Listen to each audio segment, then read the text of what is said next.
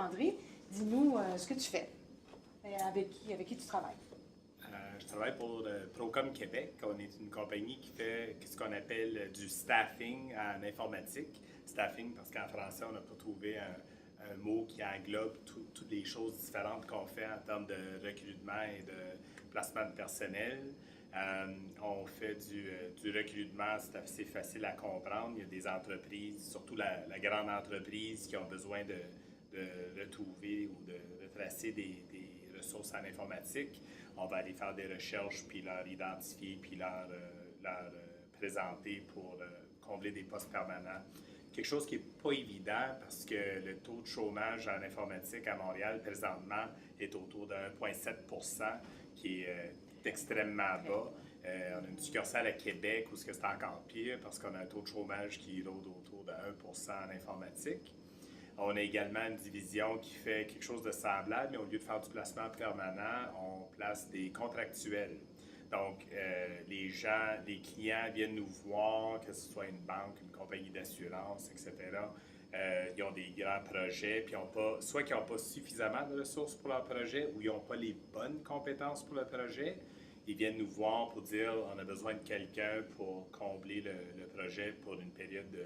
Ça va varier généralement entre 3 et 9 mois. Puis après ça, ils sont renouvelés. Puis par le temps qu'ils finissent, en moyenne, ils font à peu près 2 ans chez le client. OK. Quand je t'ai demandé de participer à ce projet-là de webinaire, est-ce que tu peux me dire pourquoi tu as dit oui? Qu'est-ce qui a fait que tu as dit oui? Tu savais que la clientèle, c'était des élèves secondaires, que les gens allaient entendre parler de ton travail, mais c'est quoi le motivateur qui dit moi, ça me tente de participer à quelque chose comme ça? Moi, il y a 2 raisons. La première étant la pédagogie m'a toujours intéressé. Depuis que je suis tout petit, là, que je suis intéressé à l'enseignement, puis j'espère un jour retourner dans l'enseignement ou dans la formation professionnelle à plein temps. Mais dans le cadre de mon travail, présentement, je fais énormément de formations avec mes équipes que je gère.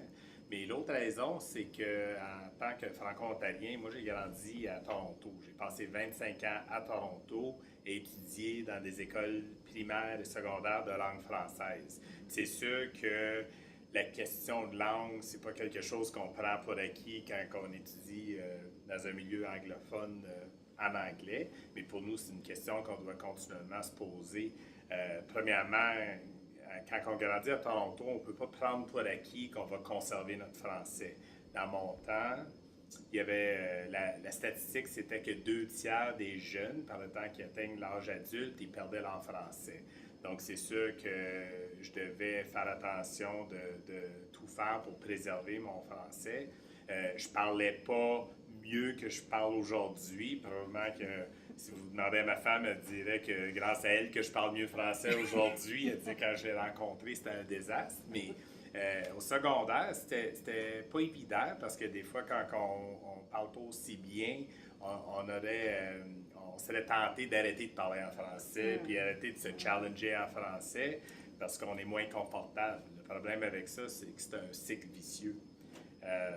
Je me rappelle, excuse-moi, une petite anecdote, Oui, mais j'étais dans une classe de secondaire, puis mon prof de physique, dont je nommerai pas le nom, j'ai dit quelque chose un peu croche, puis il est parti à rire, puis il m'a dit ben, c'est que tu es un assimilé. Puis, en tout cas, après la classe, je suis allé voir le dénommé monsieur physique et je lui ai dit que c'était inacceptable qu'il dise ça à un jeune dans une école franco-ontarienne à Toronto, là, de venir démotiver les jeunes de parler en français ou de leur faire sentir croche par rapport au niveau français. Ça vient à l'encontre de tout ce qu'on devrait enseigner ou promouvoir dans une école de langue française en Ontario. En tout cas. Je pense que tu as raison. Je pense que les choses ont changé beaucoup. Alors, je suis certaine que les profs aujourd'hui encouragent beaucoup plus les élèves à parler le français qu'on parle, puis on prend le temps de corriger, mais il faut aussi, le plus on parle, le mieux on parle finalement. Hein? C'est un peu ça. Plus tu parles, mieux tu parles. Oui, il faut faire la distinction entre de venir insulter quelqu'un, les mettre mal à l'aise et de surveiller le niveau de notre langage.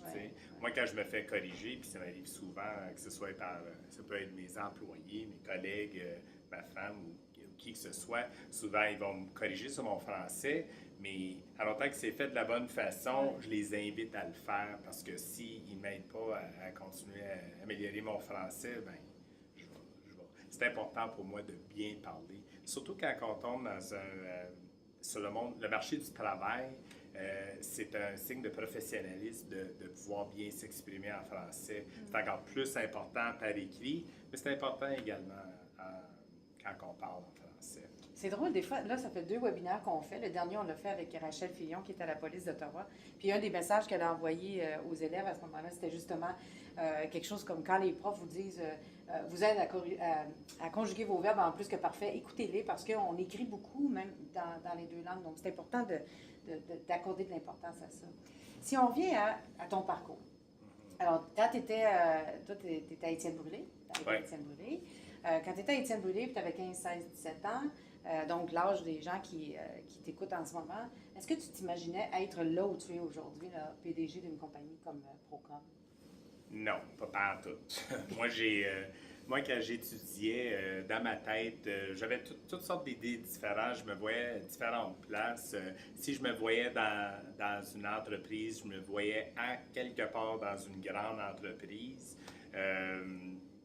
Puis quand j'ai étudié en business, parce qu'éventuellement j'ai pris des cours en business, je m'imaginais toujours assis dans un bureau dans la grande entreprise. Quand je suis venu j'arrivais près de la fin de mes études postsecondaires, puis là, il commençait à manquer de temps. Il était temps que je postule pour un poste, sinon j'allais me trouver sans emploi.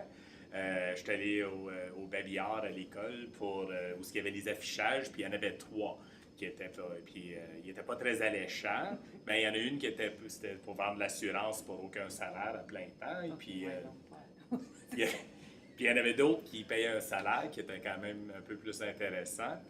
Puis j'ai postulé sur les 2 postes qu'il y avait. Puis il y en a un des 2. Celle sur laquelle j'ai fini par décrocher l'emploi, si on m'avait dit c'était quoi le rôle que j'allais jouer, j'aurais même pas postulé. Puis là, ça fait 25 ans que je travaille dans le domaine et puis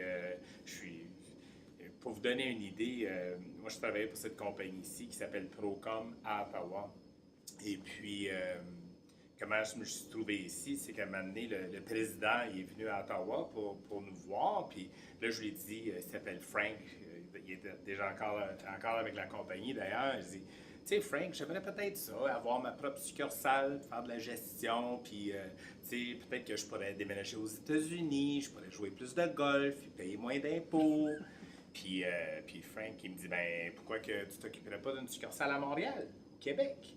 Puis là, j'ai dit, ouais. Puis là, tu sais, à cet âge, je le sais, on joue pas beaucoup de golf, puis on en paye de l'impôt. Hein? En tout cas, j'ai dit, ouais, je pourrais peut-être déménager à Montréal. Puis il me dit, mais André, non, je parle pas de déménager à Montréal, ça va très, très bien à Ottawa. Reste ici, puis tu engageras quelqu'un, puis tu géreras à distance. Puis j'ai dit, ben Frank, non, si je suis pour développer une nouvelle business, je vais y aller moi-même, puis m'en occuper comme il faut, je vais le développer moi-même. Puis Frank, il me répond, il dit, mais André, tu penses pas que c'est important d'avoir quelqu'un qui parle français à Montréal? Moi, ça faisait 1 an et demi que je travaillais pour la compagnie, puis il n'y avait aucune idée là, que je parlais français. Okay. Donc, j'ai déménagé à Montréal. Ça allait très, très bien à Ottawa, pour vous donner une idée. Puis j'ai pris la décision de laisser ça de côté. Mes clients trouvaient que je ne comprenais pas, mes amis ne comprenaient pas, mes collègues ne comprenaient pas parce que je laissais quand même une très bonne business. Il y a juste ma femme qui me comprenait. Puis elle me disait, vas-y. Puis je suis venu ici, puis je suis vraiment parti de zéro. Puis ça, je pourrais vous raconter des histoires d'horreur. Partir une business, ça peut être très, très exigeant et très stressant. Ça fait 15 ans maintenant, puis cette année, on va faire plus que 60 millions de chiffre d'affaires. Donc, ça va très bien. Quand tu pars de zéro. Parce que, explique-moi, Procom, c'est une compagnie, la maison mère est à Toronto. Oui, compagnie privée. OK. Alors, qu'est-ce que ça fait là, au niveau des... Parce que là, toi, tu es ici à Montréal et il voulait quelqu'un qui parlait français. Il ne savait même pas que toi, tu parlais français. Alors, j'ai pris des cours. T'es ça pris vite. Mais comment c'est... Comment c'est important le fait que tu sois bilingue, par exemple, pour... T'entends qu'il y a à peu près 80% des entreprises au Canada qui ont un siège social à Toronto. Donc, c'est sûr que beaucoup est centré à Toronto. Les sièges sociaux sont là. Il y a beaucoup de fonctions aussi qui se trouvent à être au siège social. Donc, il y a beaucoup de choses qui se passent à Toronto. Sauf que la réalité au Canada, si on regarde le Canada comme un marché, le Québec, c'est quand même la deuxième plus grosse province. Tu as quand même une population importante. Puis pour la majorité des clients qui desservent le Canada, ben c'est une clientèle, un bassin de clientèle important. Puis si on est pour les desservir, ben c'est sûr qu'on doit s'occuper d'eux en français. Donc, dans les passages que j'ai eus, par exemple, quand j'ai eu mon première offre d'emploi, je vivais à Toronto, puis on était un bassin de jeunes qui ont engagé en même temps. Puis moi, ils m'ont offert un poste à Ottawa parce que j'étais capable de travailler et avec nos clients en anglais et nos clients en français. Puis dans la région d'Ottawa, on parle d'à peu près 40% des gens parlent en français. Ils m'ont quand même donné mon offre salariale était plus que 10% plus élevée que mes collègues du fait que j'étais à mesure de parler en français. Je travaillais pour Procom. L'opportunité de venir partir une nouvelle business ici au Québec est due au fait que je suis capable de parler en français. J'ai ouvert en passant une deuxième succursale à Québec il y a à peu près 13 ans maintenant, qui va très bien également. Et puis, la réalité dans laquelle je me trouve est semblable à beaucoup d'autres entreprises où on doit pouvoir fonctionner en français au Québec, mais en même temps, on doit faire partie d'une organisation qui coupe à travers le Canada. Puis, donc, dans mon cas, ça m'arrive, à tous les jours, je dois être en communication avec le siège social, puis je dois revendiquer pour nos besoins, je dois prendre les politiques qui essaient d'implanter au niveau national, puis les mettre, on doit les traduire, mais aussi les mettre pour qu'ils soient applicables ici au Québec.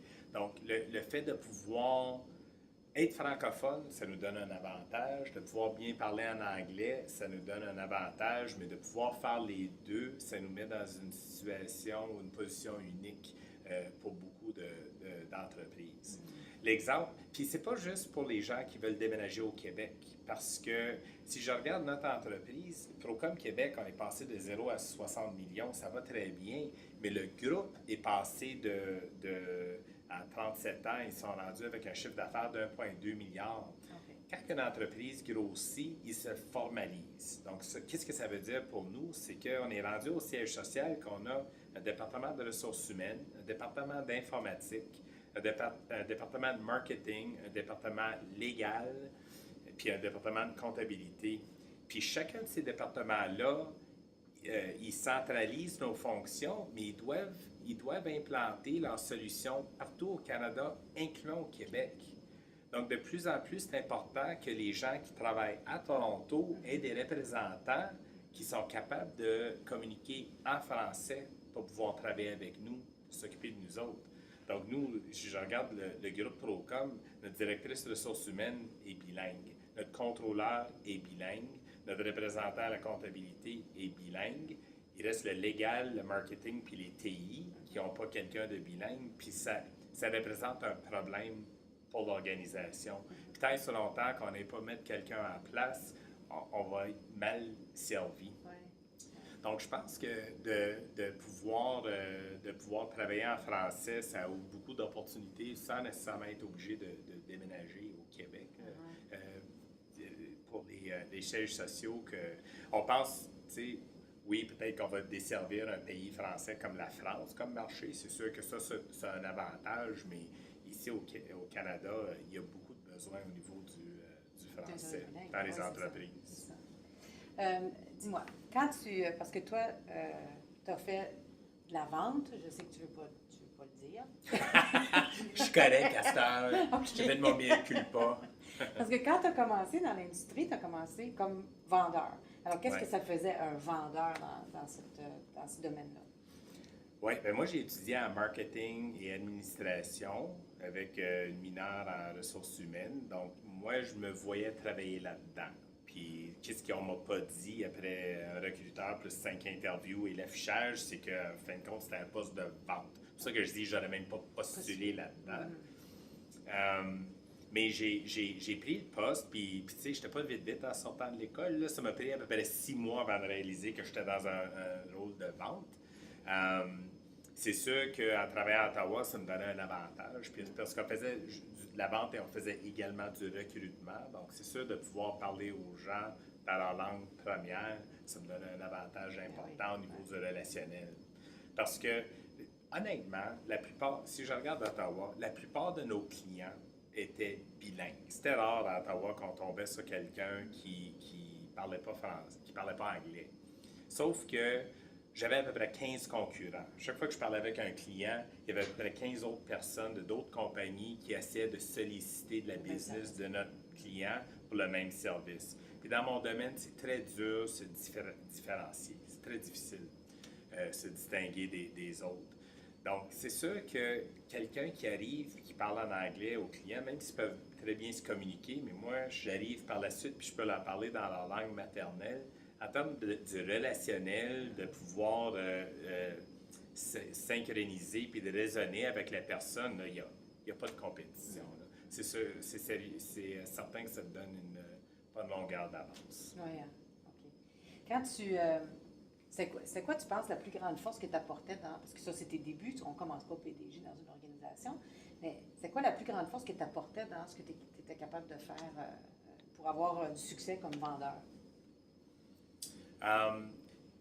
Je vais dire, c'est sûr que le côté latin là, qu'on a comme les gens qui parlent français, c'est sûr que ça, c'est bien apprécié. Je dis que les gens apprécient quand on leur parle dans leur langue première, mais tu sais, on a tendance à peut-être être plus, je ne veux pas dire plus humain, parce que je veux pas dire que les anglophones, par exemple, sont moins humains. C'est certainement pas le cas, mais on a tendance peut-être à être un peu plus chaleureux en partant. Ouais. On aime ça chanter. Donc, c'est sûr que dans mon domaine, moi, en fin de compte, qu'est-ce qu'on fait comme travail? C'est qu'on est du monde qui vendent du monde à du monde. On est vraiment dans le people business. Donc, d'avoir une personnalité chaleureuse puis d'être capable de s'identifier rapidement aux gens, d'avoir une ouverture vers eux pour qu'eux, ils s'ouvrent à nous, c'est sûr que ça nous donne un avantage important quand on fait affaire avec les gens. Les gens ont tendance à nous faire confiance rapidement si on fait bien notre travail. Fait que tout ce qui est relationnel, ça, c'est vraiment établir des relations pour développer la confiance. Parce que la réputation de Procom, c'est de là où vous la prenez finalement. Procom a une bonne réputation quand les consultants qui envoient dans les différentes organisations produisent, puis sont efficaces. Vous voulez savoir comment bâtir une business, surtout dans une situation de concurrence, la réputation est tellement importante. Imaginez-vous que à chaque fois qu'on parle à un nouveau client qui nous dise vous êtes le 20e à nous appeler cette semaine. Les clients n'ont pas besoin de nous autres. Si le client nous ouvre la porte puis nous donne l'occasion de prouver qu'on est capable de répondre à leurs besoins puis de les aider de façon transparente, efficace, à bon marché.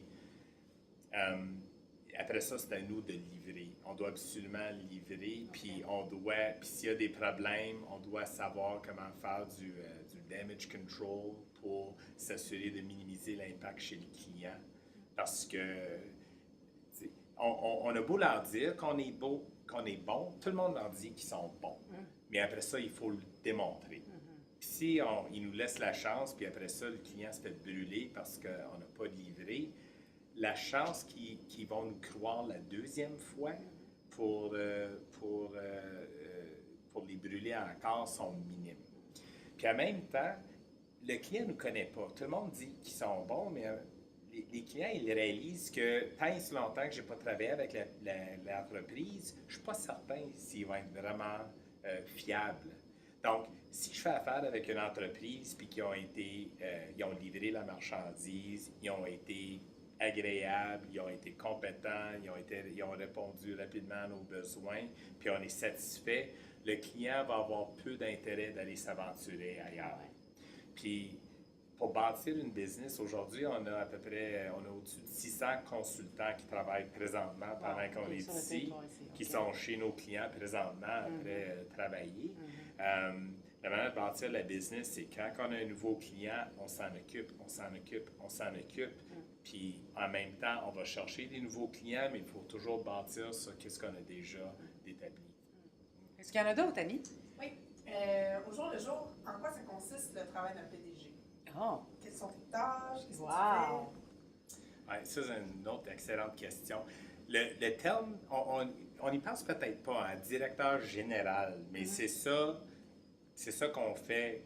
On fait tout. C'est très général. Parce que tantôt, quand je parlais du légal, le marketing, des ressources humaines, juste pour te donner une idée, aujourd'hui, je parle avec notre personne aux ressources humaines parce que malheureusement, on a un client qui n'est pas satisfait de sa ressource, puis on va devoir passer à un congédiement. On va devoir s'assurer que c'est fait de façon légale pour les normes du travail, etc. Puis aussi le code civil pour être certain qu'on ne fasse pas ça pour ne pas brimer leurs droits. Je dois relire des contrats. Et puis, je suis en discussion avec les représentants de notre département légal et puis des représentants du département légal de nos clients. On utilise un peu nos compétences en comptabilité. J'ai pas pu aider. Ça, c'est drôle, hein? On a eu quelques problèmes techniques pour s'installer aujourd'hui avec Judith. Vous le direz pas, là, mais moi, je vais vous le dire. Elle a eu bien de la misère. Puis, sais-tu, elle se trouvait être ici dans un bureau de consultant en informatique. Puis, savez-vous combien d'aides que je lui ai donné? 0. Parce que je ne connais rien en informatique, malheureusement. Mais la réalité, c'est que quand.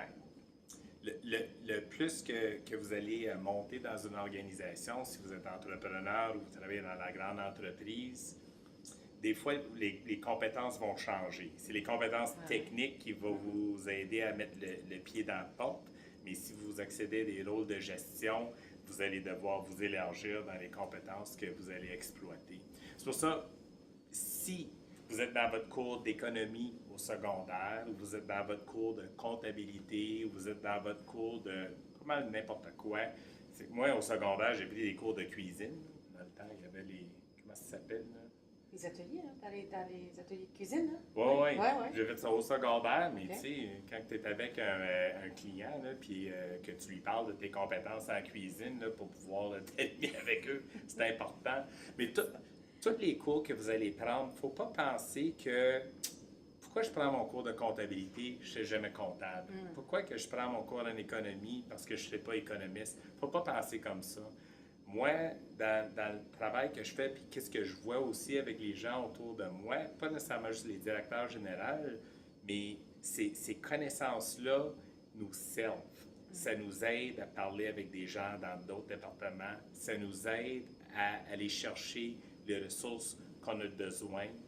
Souvent, à n'importe quel job que vous allez faire, tout le monde s'arrache les ressources, là. Il faut convaincre quelqu'un, que ce soit son boss ou son collègue ou son employé, son client, son fournisseur. On doit s'accaparer des ressources. Bien, être en mesure de parler chacun de leur langage, c'est sûr que ça nous aide. T'sais. Puis, c'est pas juste dans le travail. Hein? Ça peut être également même dans notre vie qu'il y a beaucoup des compétences qu'on va aller chercher, que ce soit en maths, en français, en anglais, en histoire, etc. Ça nous sert. Une chose qu'on a de la difficulté parfois, je pense à moi-même quand j'étais au secondaire, puis j'étais dans le cadre de mes études, puis je pensais comment est-ce que ça va m'aider dans ma carrière plus tard. C'est surprenant. Il y a beaucoup de postes qui existent dans le monde aujourd'hui qu'il n'y a pas de cours pour ça. Si je regarde qu'est-ce que moi je fais dans la vie, il n'y a pas un bac, il n'y a pas un DEC, il n'y a pas un diplôme collégial là-dedans. Il y a le marché de l'emploi avec tous les jobs, puis après ça, il y a tous les cours possibles. Puis là, l'image n'est pas... C'est sûr, pour un médecin puis un architecte, en français, qu'est-ce qu'on appelle les professions. Les professions, eux, ils étudient pour être ingénieur, pour être avocat, pour être médecin, pharmacien, etc. Mais il y a beaucoup, beaucoup d'autres jobs que il n'y a pas un rapport un à un. Donc, je vous dirais, inquiétez-vous pas trop dans quoi que vous allez travailler quand vous êtes après prendre vos cours. Profitez-en, apprenez autant que vous pouvez. J'aimerais ça que tu me racontes soit un défi ou une leçon de vie, là, quelque chose que tu as appris là, dans ton parcours là, qui n'était peut-être pas un apprentissage facile, mais qui était un apprentissage important, soit dans les choix que tu as faits ou une expérience que tu as vécue, puis tu en es ressorti plus grand, finalement. Ouais. Je pense les périodes, tu sais, une carrière, c'est comme un marché boursier, hein? Ça fait ça, là. Puis on a souvent des échecs. Puis des fois, c'est pas les échecs qui nous arrivent. Des fois, on se met en échec. Des fois, on prend des nouveaux défis. Puis pour prendre un nouveau défi, on est obligé de sortir de notre zone de confort. On est obligé de débarquer de notre piédestal sur lequel on se trouve parce qu'on est tellement compétent. Puis là, on se met dans un nouveau rôle, un nouveau domaine, une nouvelle ville, une nouvelle compagnie. Puis là, on prend du recul, puis on est obligé de démarrer. Mais si je pense à des défis, puis je pense dans ma carrière, je pense que c'est quelques moments-là. Puis tu sais, on s'en rappelle, là. Quand il y a quelqu'un qui te respecte, que tu pensais qu'il était très bon, qui vient te dire que tu n'es pas capable. Tu n'es pas capable. Tu n'es pas capable de faire quelque chose. C'est quoi la plus grande... c'est intéressant parce que comment tu le définirais, ça? C'est quoi cette qualité-là que quelqu'un a pour réussir, même quand les gens disent qu'ils ne réussiront pas, ou même quand... Peu importe ce qu'on t'envoie finalement, que tu sois capable, toi, d'aller au-delà de juste le faire, mais de vivre un grand succès. C'est quoi qu'est-ce que ça prend pour faire ça? Premièrement, je trouve que les jeunes, je ne vais pas dire les jeunes, mais les plus jeunes aujourd'hui, je trouve qu'ils ont beaucoup plus cette capacité-là que moi j'ai eu ou que des gens de ma génération peut-être ont eu. Puis les gens, je trouve qu'ils sont beaucoup plus allumés, ils sont beaucoup plus ouverts, puis ils n'attendent pas que quelqu'un d'autre leur dise qu'ils sont capables ou pas capables. Okay. Donc, mais je pense que la chose auquel on doit faire le plus attention, c'est de toujours s'attendre à avoir du succès. Il ne faut pas avoir peur des échecs, n'importe où dans la vie.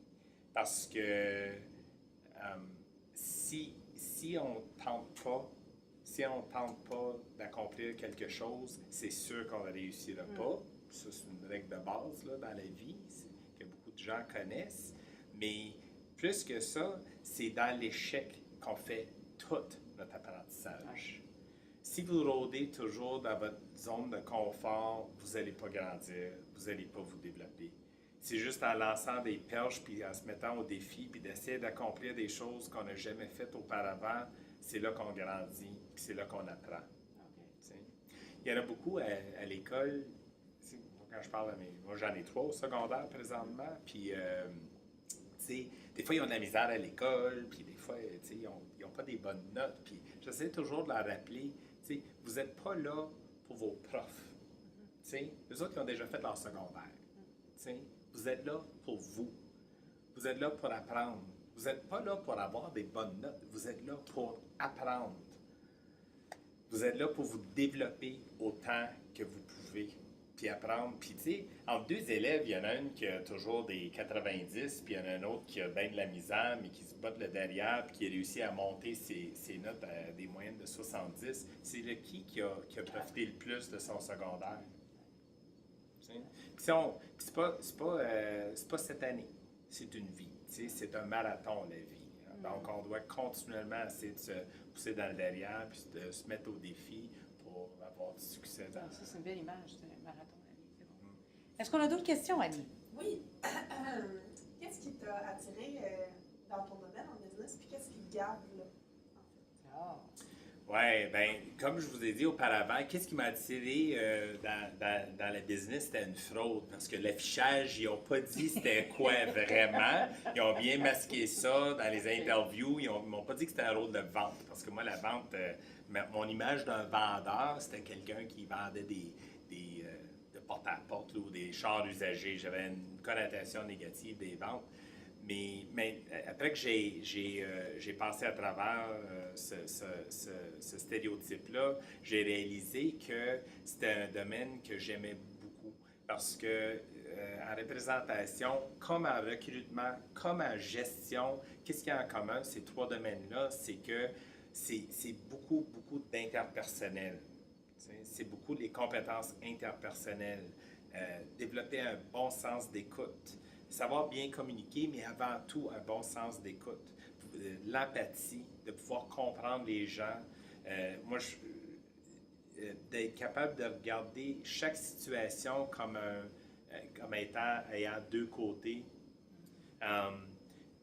Truc de gestion en passant que j'ai appris d'un psychologue professionnel, un psychologue industriel. Psychologue industriel, vous sachez c'est quoi? Des fois, quand on interview puis qu'on embauche quelqu'un, avant de les embaucher, on leur envoie voir un psychologue. Puis le psychologue pose une série de questions pour essayer d'évaluer leur niveau d'intelligence, puis leur façon de se comporter dans des situations de stress, leur capacité à s'intégrer dans une équipe, etc. Puis la leçon, une des psychologues industriels avec qui j'ai travaillé, la leçon qu'elle m'a partagée, que je pense qui m'a énormément aidé en gestion, c'est d'apprécier que les gens n'ont pas des forces et des faiblesses. Souvent, nos forces sont nos faiblesses. Puis ça va ensemble. Puis je peux vous donner un exemple. Quand j'ai ouvert la succursale à Québec, j'ai embauché une personne qui travaillait tout seul là-bas, puis il a fait à peu près 2 ans de temps. Puis des fois, quand on parlait, j'avais souvent des critiques de mon équipe pour dire « Ah, c'est pas un bon joueur d'équipe. C'est pas un bon joueur d'équipe. » tu sais. Sauf que quand j'ai ouvert la succursale à Montréal, j'ai engagé une très bonne joueuse d'équipe. Puis moi, je n'avais pas encore déménagé. Elle était ici tout seul. Puis elle a toffé 5 mois. Pourquoi? Ben, tu prends une joueuse d'équipe et tu la mets toute seule. Elle va lever les pattes et aller travailler avec une équipe. Elle ne veut pas travailler toute seule. L'autre, il a toffé 2 ans de temps. Donc oui, c'est sûr que... Donc quand les gens venaient me voir pour dire « Tu n'es pas un joueur d'équipe », je disais « Ouais, je le sais, mais c'est ça qu'on a besoin. Sa faiblesse, c'est sa force en même temps. » Donc à chaque fois que quelqu'un va vous venir et vous parler de la faiblesse de quelqu'un ou une critique, essayez de penser comment est-ce que ça peut représenter une force en même temps. Puis ça, de pouvoir faire ça, ça nous aide à prendre les gens, puis les aider à les positionner, puis les mettre aux bonnes places pour maximiser leur succès, en fin de compte, ou leur rendement. Wow. Tu mets les bonnes personnes aux bonnes places. Alors, est-ce qu'il y en a une dernière? Aussi rapide, aussi simple. Est-ce que tu as toujours étudié en français? Excellente question. Non. J'ai fait mon primaire puis mon secondaire en français, puis quand est venu le temps de choisir mon université, c'était le deadline, il fallait que je choisisse. J'avais le choix entre l'Université d'Ottawa, Laurentienne ou Toronto, puis j'ai choisi Toronto parce que je pouvais rester chez mes parents. Puis j'ai été un peu paresseux, mais j'ai quand même fait une mineure en français pour continuer à développer puis pousser mon français.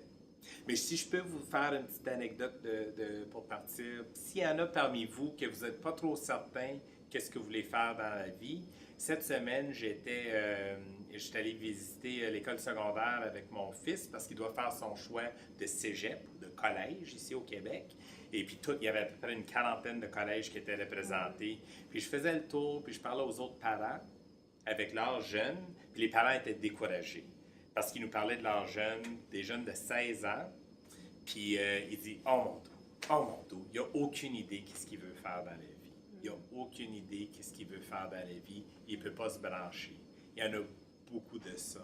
Donc, si jamais vous n'êtes pas certain, stressez-vous pas, vous n'êtes pas tout seul. Qu'est-ce que je vous dirais, puis qu'est-ce que j'ai dit à ces jeunes-là, c'est essayez de vous concentrer sur des cours que vous aimez. Concentrez-vous sur des choses qui vous allument. continuez à lire puis à regarder qu'est-ce qui se passe dans le monde, restez très ouvert, mais continuez d'étudier. Si vous êtes dans le doute, continuez d'étudier parce que c'est sûr que ça va continuer à vous ouvrir des portes puis aussi vous ouvrir des esprits, ouvrir l'esprit à avoir des nouvelles opportunités. C'est bon. Alors sur ça, je veux te remercier, André. Je veux te Merci tout le remercier. monde.